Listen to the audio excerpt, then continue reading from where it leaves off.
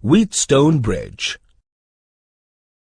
One of the applications of Kirchhoff's laws, which is known as the Wheatstone Bridge. It is one of the accurate arrangements for measuring an unknown resistance.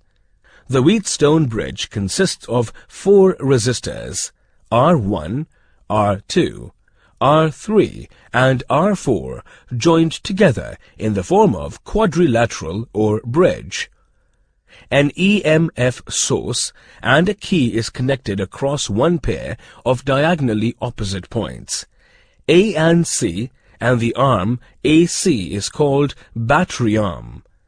A galvanometer, G, is connected with the other 2 points, B and D, and the arm BD is called galvanometer arm.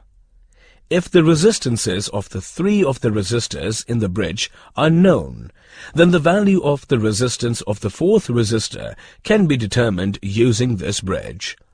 If we know the value of the resistances of resistors R1 and R2, and R4 is the resistor of unknown resistance, then on varying the value of the variable resistor R3, we adjust the bridge such that the galvanometer shows 0 or no deflection.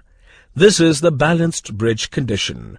In terms of resistances, the balance condition of a Wheatstone bridge is given by